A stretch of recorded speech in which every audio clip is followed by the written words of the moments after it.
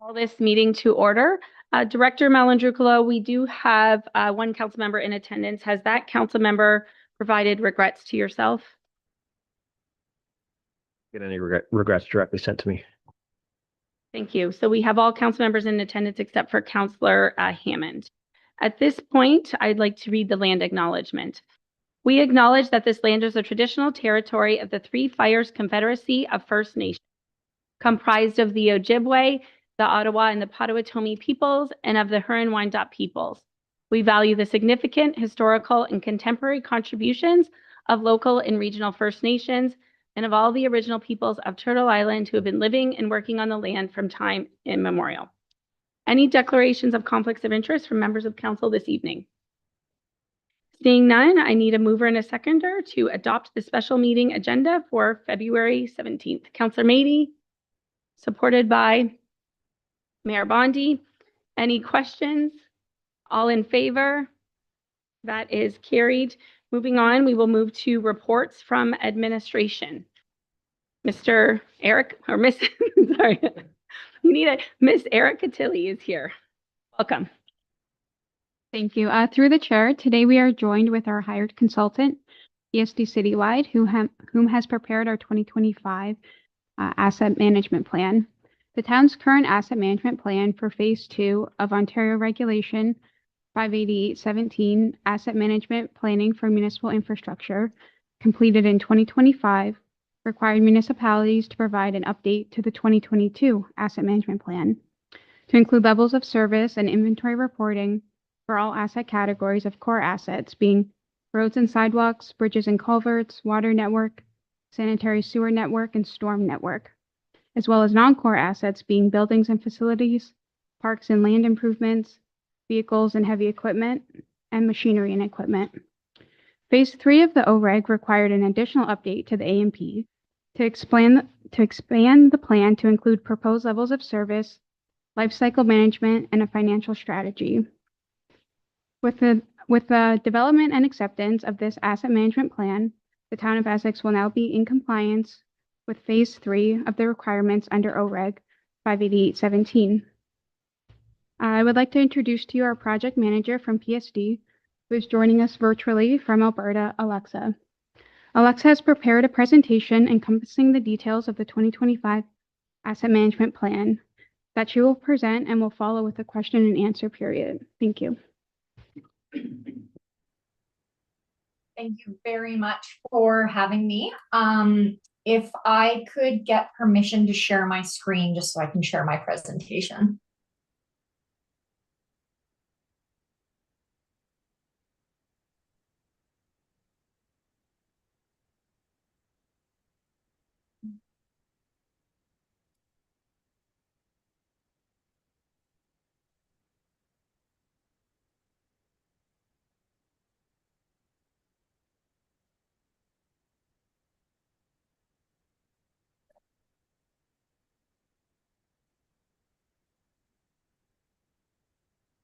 If you could just confirm that you can see that presentation. Thank you. Perfect. All right. Good afternoon, evening. Thank you so much for having me. As a quick introduction, my name is Alexa Wild. I am a senior asset management advisor here at PSD. And I have been working with Essex over the last 2 years, pulling together on the last 2 versions of the asset management plan. So as we get into the presentation, I do just want to give a quick acknowledgement that this presentation and this plan isn't possible for a consultant to complete without lots of effort from multiple aspects of the administration. So a big thank you to Erica and David with the Capital Works and Asset Management team, but also to Kate and Anne-Marie from Finance and Corporate Services for their input, and of course, all of the other departments that contributed. So as part of Ontario Regulation 58817, we are nearing what I'll say is the end. It is an ongoing requirement, but the end of the big requirements. So like Erica said, the original asset management plan was due in 2022 to incorporate core assets in 2024. That expanded to core and non-core.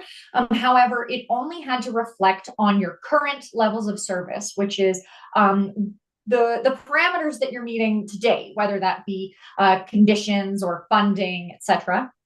And 2025 is a bit different, where we build on that information and we get into proposed levels of service. Where do we want to be in the future, and how do we plan on getting there? And are there any changes that we need to make? So that will be the focus of today. In addition to this asset management plan, the regulation does now require that all plans be updated at least once every 5 years. There's nothing stopping you from doing it sooner.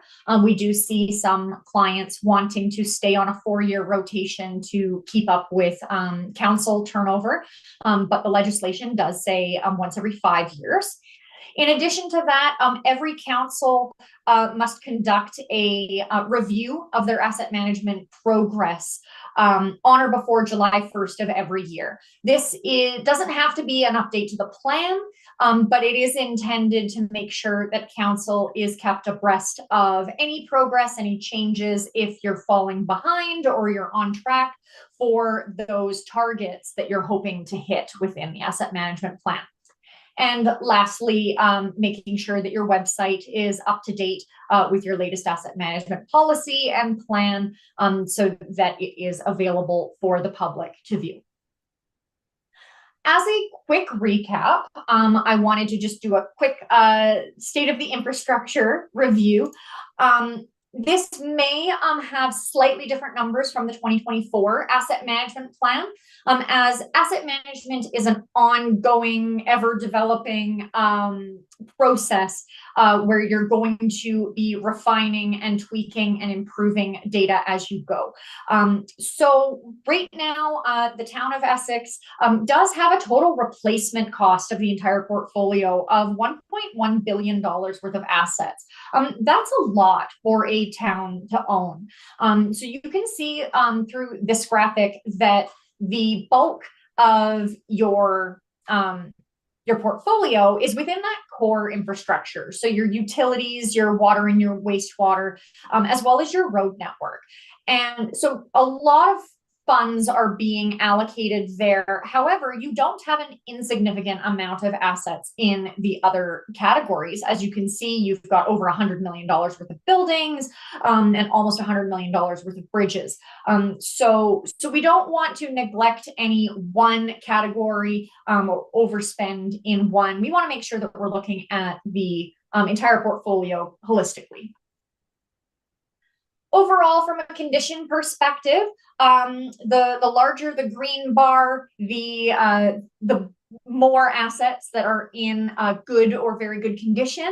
And the more red you see are the more assets that are in poor or very poor condition. So what you want to see here is a pretty even distribution, understanding that assets are in a constant state of turnover. However, I will put a caveat on this graphic that this information is only as good as the data that that we can pull from. So a lot of the assets within Essex are either based on age, which might over or underestimate their actual conditions if it's not a condition assessment, or we do have quite a few assets with older condition assessments, which may have changed since the assessment was actually done. So with this, within the recommendations, I'll jump a little bit ahead, is that we get a bit of a handle on how often we want to be doing condition assessments, what assets we want to be doing assessments on, so that we have a lot of confidence in these kind of graphics that say what the condition of our assets actually is. But as of right now, based on the data that we currently have, about 69% of the town's assets are considered to be in fair or good condition, or fair or better. So that is a pretty good proportion. You just don't want to see that number creep up with more and more falling in the opposite category in that poor and very poor condition. All right, so in absolutely ideal circumstances, you do everything exactly when it was scheduled. You buy a pickup truck and you expect that it's going to last 10 years, and on 10 years on the dot, you replace it. In those situations, we have calculated the forecasted capital requirements, or what we would call ideal funding, for your portfolio. And we understand that that's not really realistic. There's always things that we're going to want to stretch. So that pickup truck that we thought was going to last 10 years, well, maybe we can make it last 12. Maybe we can do some kind of refurbishment to make it last a little longer. And that's where the proposed levels of service come in. But for this graph, this is in ideal circumstances. Everything gets replaced exactly when it was originally intended. The town would need to be allocating about $28 million a year to their capital program in order to keep up with this forecast. So keeping in mind that we are looking at different scenarios, that brings us into the proposed levels of service. And this is the new requirement for the 2025 asset management plan. So what are proposed levels of service? The current levels of service are based on a past performance metric. So that might be how much you have historically spent on an asset category, or what is the risk criteria that we are looking at, or what is the average condition over time of these assets. That's the current, because you can only base it on information that you already have. In contrast, when we look at proposed levels of service, we're starting to project into the future and saying, if we do X, what will happen to Y? And we can look at a bunch of different aspects to set a parameter and look at a result based on whatever goals the municipality wants to set for some future defined date. That could be where we want to be next year, where we want to be by 2050. It's really flexible there, because the Ontario Regulation 58817 does not dictate which proposed levels of service metrics you need to strive for, what you should be measuring, what time frame you should be meeting it in. That is left up to each municipality. So it's going to change based on resident wants and needs, what the political goals are, and what the financial capacity is of each individual community. So bearing in mind that that $28 million is the ideal spending, we understand that that's a lot of money, and that's really difficult to get to. So we did model 3 different financial scenarios, and what those looked like were: scenario 1 is, what does it look like if we targeted getting to 50%? So if we increased our capital annual capital budget to 14 million, what does that look like? And a long phase-in period to make sure that we're not having unreasonable increases to taxes or rates that would be really detrimental to the community. So the first scenario is getting 50% of funding over a 20-year period. The second scenario is getting to 75% over that same 20-year period. And then for modeling's sake, we did model the ideal 100% scenario over 20 years. So each of these scenarios has pros and cons. Obviously, the more money you're investing in capital, You're going to reduce your risk of future asset failures. You're taking that proactive approach rather than a reactive, which can typically cost less in the long run. And you have confidence in your system, whereas that does come with a very high long-term financial burden, especially on residents and businesses. So on the flip side, if you targeted 50%, that's obviously going to be a much slower increase on your residents, lower financial burden, so more affordable. However, you are looking at starting to make really difficult choices as to what capital replacements you're not doing because you can't afford them. Your risks are going to go up for unexpected failures, which might disrupt services, etc. And in a time when grants are getting harder to come by, you're going to be more reliant on those grants. So with administration, we ultimately decided that for the financial strategy, we did select scenario 2, that middle ground of saying, let's strive that in the next 20 years, by 2045, we get to a funding position where we are hitting 75% of that ideal capital funding level. So as an example of what this looks like this is modeled over the next century. And this is your road network. So you can see at the beginning on the left, everything starts from the same point. You've got your average road condition at about 60%.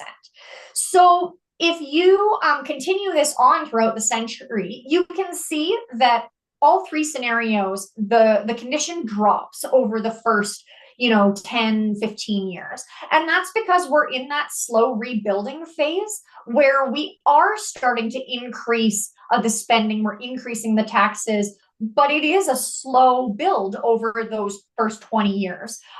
So you are going to go down before you come back up. And then once you hit that 20-year sustainable funding level, it would stay at that level for the next 80 years in this model. However, one is funded at the full amount, one is funded at 75, and one is funded at 50.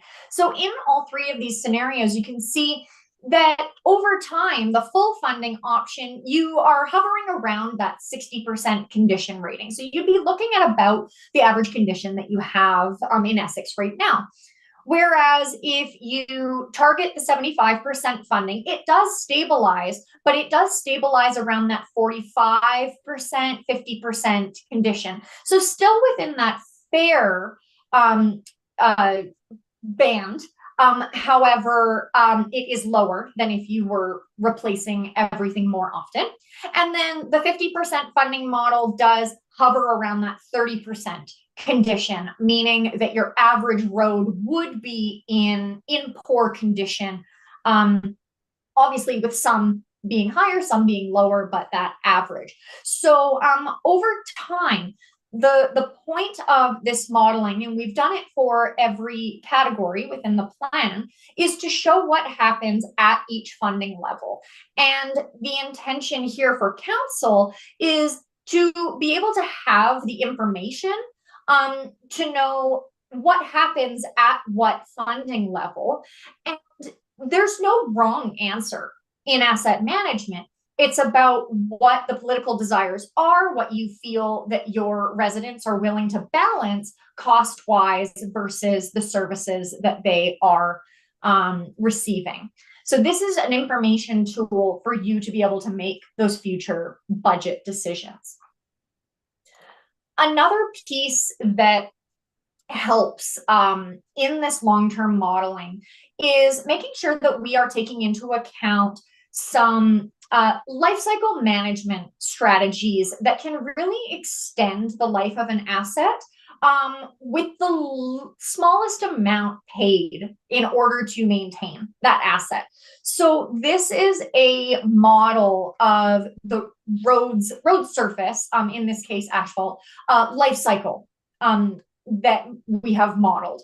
So the first line that you see on the left that curves down and ends at year 25, that is in theory what would happen to a road that nothing was done to. You build it and then you let it go for 25 years. And then at the end of 25 years, you would pay a full rehabilitation, reconstruction for that road, but that is very expensive.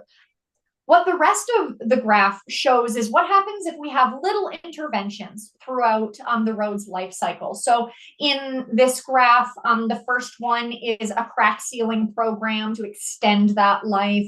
The second dot there is doing a mill and pave, where you just shave off the top level of asphalt and resurface it to make sure it's nice and smooth and there aren't any cracks. The next one is a more comprehensive full depth removal of the asphalt and a repave, and then that extends the life further until you do a full reconstruction. So when we've modeled the pricing of each of these events and stretched out the lifespan, it does show that by following this model, Essex would be saving about 32% of overall capital costs for asphalt roads by following this, rather than just letting it deteriorate and having to do a full replacement.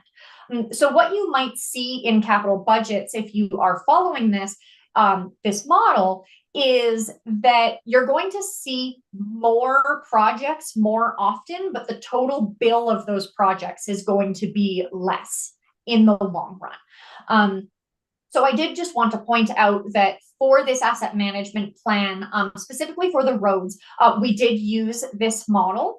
We can, in the future, look at other life cycle management models. So, for example, if you wanted to bring in a sewer lining program to extend life, we can also model that. But for this asset management plan, roads was the piece that we were looking at life cycle modeling. So with the different options of fully funding infrastructure, staying the same, partially funding, where do we want to be? There are some risks over the long term when it comes to chronic underinvestment of infrastructure. So this doesn't mean 1 year where you decided that project A was more important than project B. We're talking about year after year where more and more roads are getting pushed well beyond their useful life, or more and more equipment is starting to break down because it's too old. So one of the risks is service disruptions. The more your assets are failing unexpectedly, the more that's going to disrupt the services that those assets support. So in an extreme example might be like a bridge collapse that causes a road, a passageway to be closed and everyone having to detour. There can also be like sudden arena closures. We've seen that across Canada where maybe a roof wasn't maintained and then the roof collapses and a small community now has to forfeit their hockey season, their figure skating season, their curling season because it was an unexpected sudden closure. If you underinvest in water mains, slowly the rate of your water main breaks or boil water advisories are going to start to creep up year over year. So it isn't necessarily always sudden. It can be, a decade ago, we were only having 10 water main breaks, and now we're having 20. And next decade, we're going to have 40 each season. So you can start seeing more and more of these disruptions. The next risk is having to endure significant future tax and rate increases to catch up from future decisions. We did see this to a lesser extent, but post-COVID. Because during COVID, we understood that a lot of people were losing their jobs or businesses were struggling because of closures. So many municipalities across Canada kept their tax increases at 0%. However, after multiple years of 0% tax increases, they realized we need this money. There is still inflation hitting us. We can't afford the services that we are currently providing with these 0% tax increases. So then we saw quite a big jump in taxes in single years or subsequent years, because they were having to play catch up rather than doing 2% a year and it's staying consistent. It was a couple years of 0% and then having to slap an 8 or 10% tax increase on residents. The next one is forced service level reductions. So it's absolutely reasonable for councils to decide to reduce service levels. So that might be, we have 3 splash pads, but times are tight. Therefore, when this older splash pad ages out, we're not going to replace it, and the community will have to deal with only 2. That's a completely reasonable sacrifice or decision that politicians can make in order to keep costs under control. However, when you underinvest in infrastructure, sometimes your hand is forced to reduce those service reductions because an asset fails and we don't have money in reserves to replace it immediately. So rather than it being a planned service reduction, it is kind of forced upon you. And we really don't want those sudden unexpected changes in service levels. As any of those forced service level reductions or the service disruptions that can seed resident discontent. What am I getting for my money, etc. So we want to make sure that we are staying in tune with resident needs and desires. And then the last one I've got here is just a lack of future investment. If you, 50 years down the road are seeing so many more of those water main breaks or constant road closures, you can sometimes lose the investment crowd because developers and businesses want to see stability. And they can't necessarily continue their business if they know that they're going to have these disruptions that are ongoing. So you really don't want to lose those potential investment opportunities to other municipalities. So the financial strategy, in order to achieve scenario 2, which is the reaching 75% over 20 years, we have come up with this financial strategy. This is based on your current taxes that you collect, your current water and sewer rates, and how much you've been allocating towards capital investments.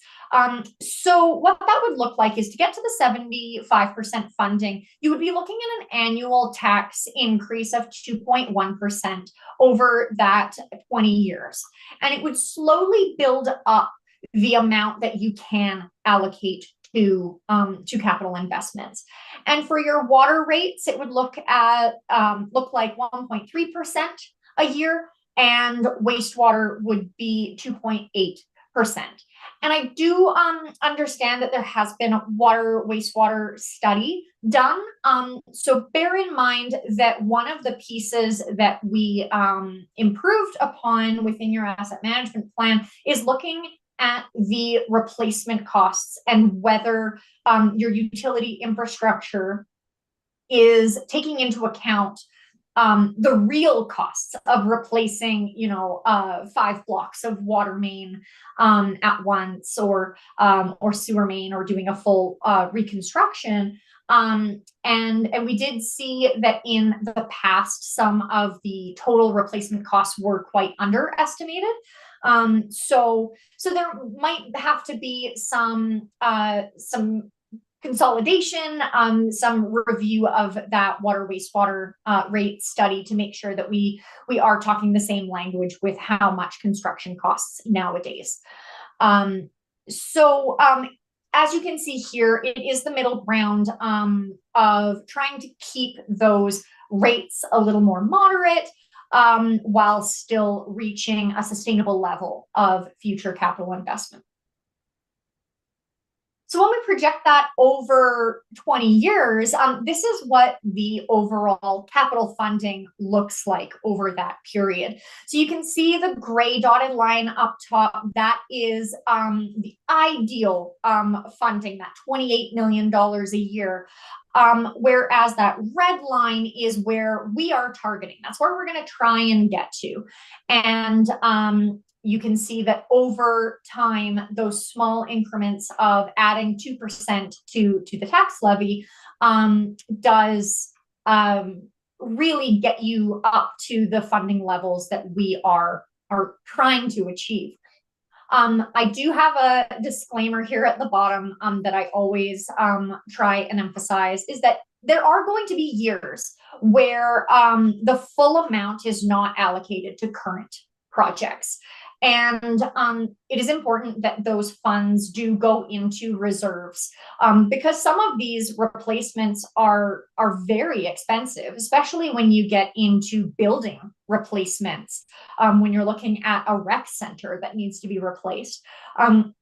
So any excess funds need to be saved into those reserves to be building for those future massive expenditures, so that you've got the money when needed.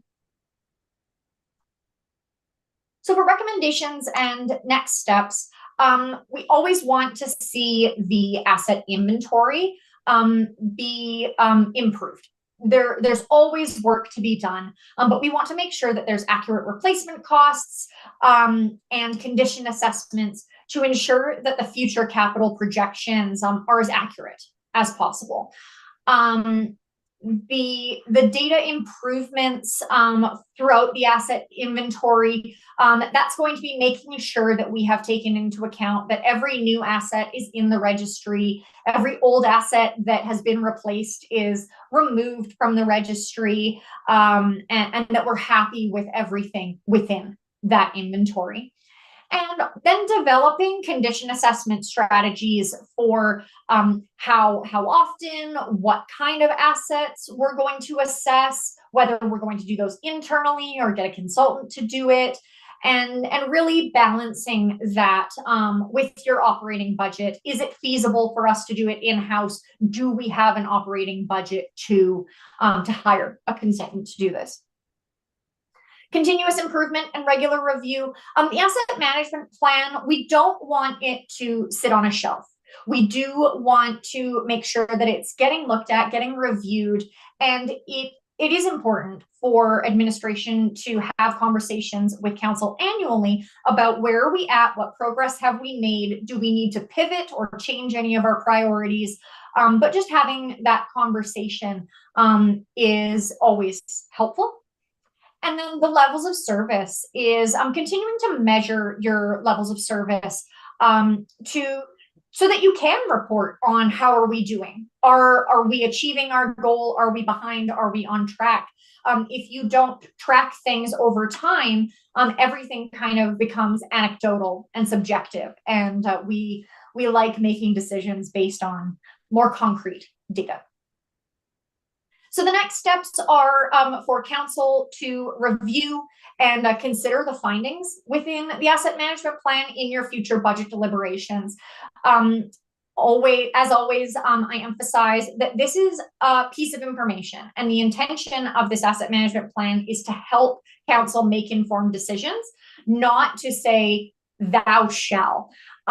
So this is a piece of information that we want you to consider during your budget deliberations. However, the full control of the budget still lies with council. So nothing is being fully committed to by approving this asset management plan. Through that budget process, consider what supports administration may need to improve your confidence in the asset management planning process. So whether that is staffing levels so that we can conduct condition assessments internally. Maybe it's funding for external condition assessments, consultant guidance for improving things. It's just don't lose sight that this takes time and dedication in order to improve the confidence in this data and information. And then develop an internal process for regular review and tracking so that council is happy with what administration is bringing forward every year to make sure that you are kept abreast of projects or progress. Sorry. And then per OREG 58817, you do have to update your asset management plan every 5 years. So as it is already 2026, the next iteration of the town's asset management plan will be due in 2031. So with that, I have left time for questions. Thank you very much. There's some questions that were sent in advance, and I'm just going to pick a few of them, and then I'm sure members of council will have some other ones. The compliance date, we're off a little bit by since from July till now. I'm not sure if one of our members of our administration can answer that. Ms. Tilley? Sir, are you asking if we're behind? Yeah, so thank you through the chair. We are currently behind in submitting it.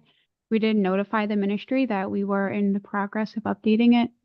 And after today, likely we will have that sent to the ministry and posted on our website.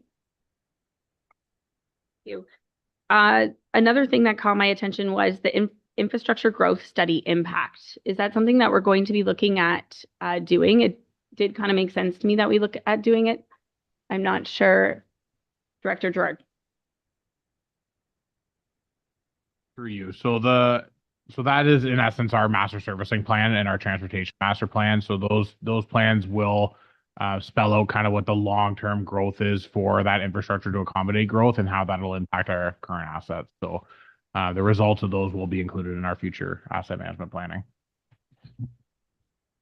Loved the document. I thought it was great. I spent the whole weekend with it.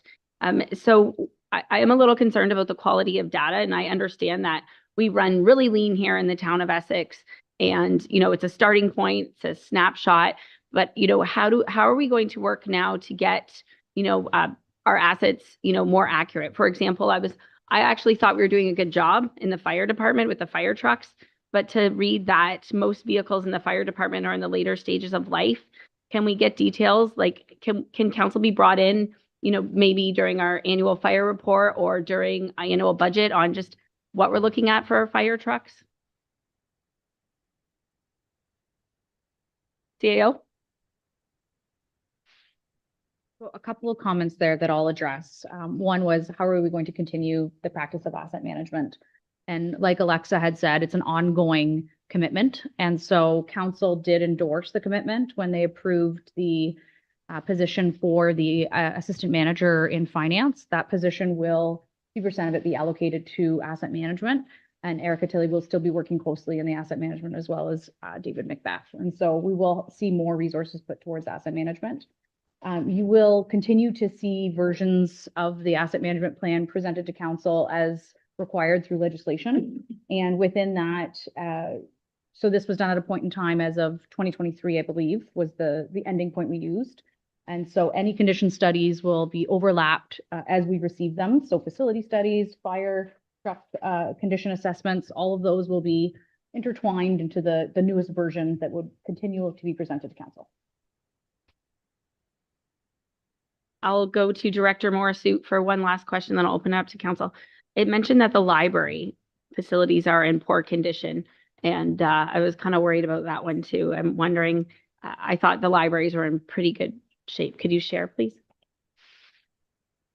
Yeah, so I haven't specifically, I haven't seen the data set on what they're speaking of. I did refer to the facility condition report that we just had, and all the libraries were rated as a B rating. I don't know if that was maybe considering the Carnegie Library, which is a lower rating. So under the library bracket, it might have been mentioning that, but without seeing the line by line data set, I'd have to analyze that before I could make comment other than what I'm sharing right now. I sent all my questions to administration, and whenever you get a chance, if you could write back, because we could probably be here all night, just mine. The rest of council, any questions, comments? Deputy Mayor Shepley. So it's a good report. However, I know it's not, we're not going to be 100% perfect when we get our condition assets, especially when we're talking about the underground infrastructure, then your knowledge and how those things break down over time. My question really, my first question is really on the facilities. When we see more than 50% of our facilities in the poor rating, is that considering, like, when we're looking at that, is that to say that, you know, maybe it's a roof it needs that makes it listed as poor, not that that whole building, that structure needs to be replaced, or the HVAC? Is that part of how those buildings ended up on the poor list? Because to see 50% is over 50% is concerning. I just wondered if you could touch on that. I'll answer that. So through you, and maybe we can pass it on to Alexa to maybe provide a more macroscopic vision of what things look like in the province. But buildings are always a difficult asset to report on, and that being mostly because when you set the life cycle activities for an asset, you tend to put a life cycle age on it. So like, how long is that asset going to be good for? With buildings, it's very difficult because some buildings can be maintained into perpetuity, right? So they could be there for hundreds of years. So the ongoing maintenance is the key to that. So a lot of the things that you mentioned about the roof and things like that are the maintenance items that we see coming through our capital programs. But to build on to what Alexa was saying, this is also why condition assessment reports are imperative, especially when it comes to buildings and looking at the different components of buildings. But they're a very difficult asset to report on. So sometimes the situation may be that the asset in our inventory said that that building was going to be good for 100 years, and we're 80 years through it, but the building's in very good condition. And it could last us for a very, very long time. So it's just kind of skewing that data. But I'll pass it on to maybe Alexa, who can provide maybe a bigger picture of what things look like in the province from a building perspective. Yeah, thank you. Absolutely. So firstly, with your data set, one, I don't want to say concern, but one thing that could be skewing your data a lot within this asset management plan is that the majority of buildings were assessed over a decade ago. So if there have been marked improvements over the last decade, those haven't necessarily been captured within your inventory reporting. So that is where updated condition assessments are going to be very beneficial. Another piece that we see is, rather than reporting on a building condition for the overall building, we are seeing more and more municipalities going to a componentized assessment where the building conditions are broken down by components, by the flooring, by the roof structure, by the roof shingles, because it gives you a better understanding of where that building is.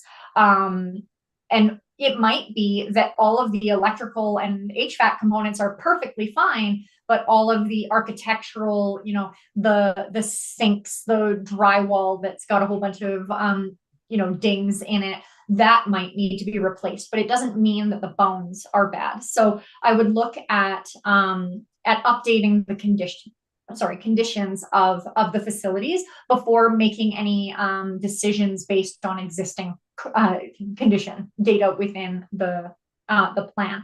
What I will say is, across the province and across the country, this is an ongoing issue and concern, because buildings are difficult to look at from this life cycle perspective. We do see a lot of buildings where the lifespan is estimated at 50 years.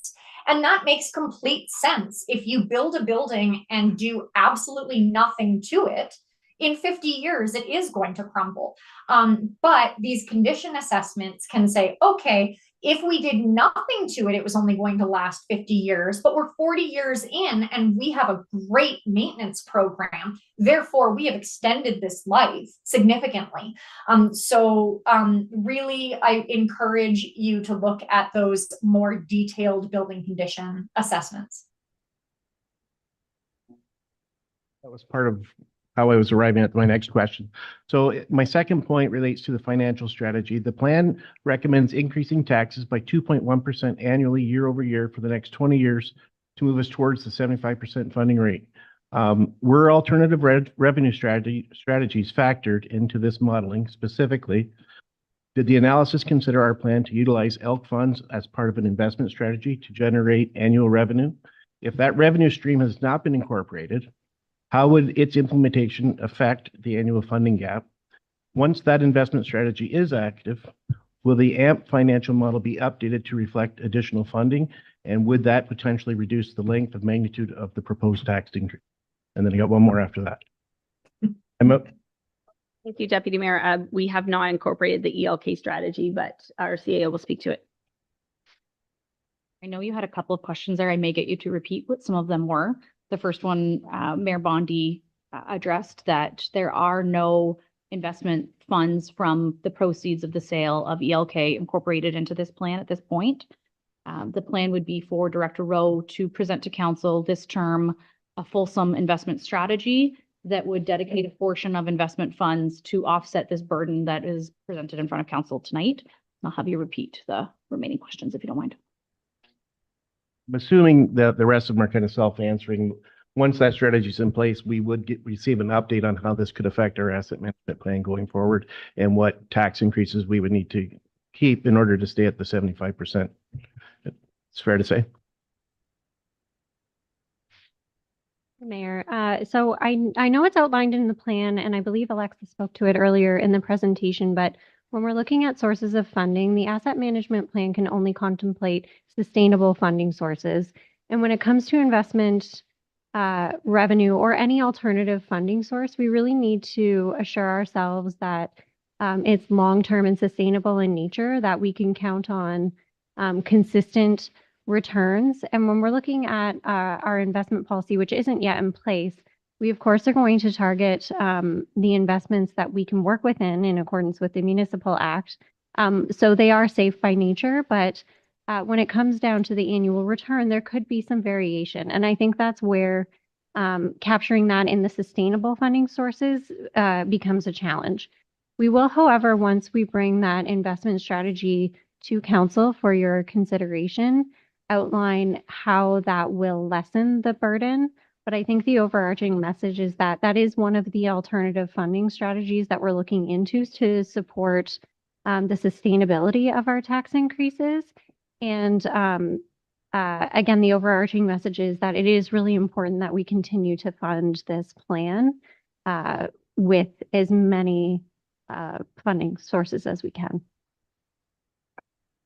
To bring that out is, you know, as we look forward to this tax increase on this year over year, you know, nice to know that there's some possibilities of things to offset those costs for the residents that may be watching. And my final point with public communication, we've seen in other files what happens when costs aren't technically available and it's clearly not understood by residents. So how do we explain the 75% funding actually means in real life terms to our residents? How do we explain what happens if we remain at the current funding levels so they understand it, not just, you know, we've got a report, but so they actually understand the impacts of this? Will there be plain language summary for residents? And how will we communicate the long-term tax impact clearly and early to the residents rather than after the fact that we've seen in the past? We know asset management is a long-term responsibility, but long-term responsibility also includes making sure residents understand both the risks of inaction and the cost of action. And trust and transparency pave the way for public confidence. And that's the end of my questions, if you want to touch on any of those. Thank you for, through you, Mayor. Thank you, Deputy Mayor Shepley, for the thoughtful question. We try our best in the budget cycle and in our budget presentations to outline where we are seeing funding shortfalls or overages within a year. So as an example, we have the asset management graphs that break down per category what the recommended spend is versus what we're actually investing in that year. And then it highlights whether or not it's a deficit or a surplus. I think in this presentation in particular, the graph that was a really good visual reminder of where this plan will get us if we move forward with the 75% funding strategy, was in the middle of the presentation. It had sort of the ideal funding line and where we would get to if we chose 75% versus what would happen if we went with 50% as an example. And what it showed us was that at that 50% funding strategy, we would eventually see all of our conditions deteriorate to poor or even approaching very poor. So I think in my mind, that's the best visual representation of what funding this plan, the importance of funding this plan and what could go wrong if we don't give it the care and attention that it needs. And that corresponds to the tax rates that go along with that. And just if you, I don't know if you were able to, but a 2% year over year, or 2.1, I think it was. If you could tell us, would you be able to tell us on average what that would be at the 20-year mark, what that increase would extrapolate to be?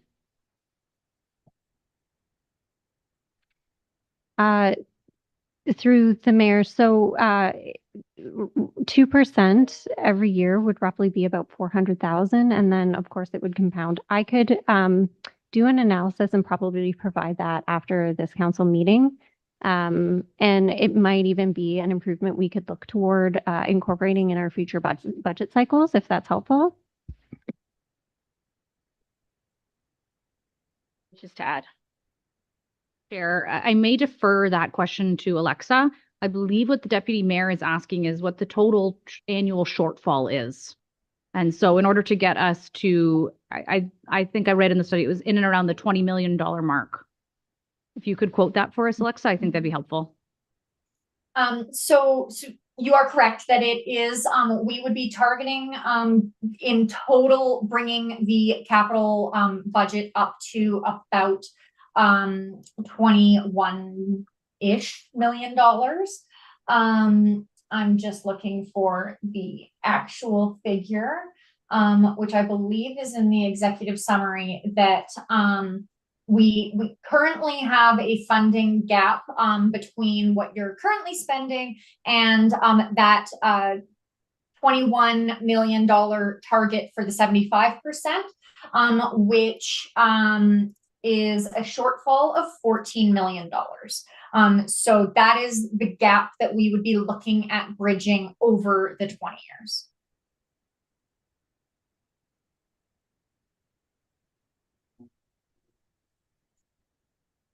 In the resolution, there is something that asks administration to look for alternative revenue. So that is embedded in there too. Councillor Hammond. I'm just wondering if through growth, say we manage to acquire another 1,000 homes, would that have a significant impact on the money going towards our asset management plan, or would the infrastructure for those homes offset that that income?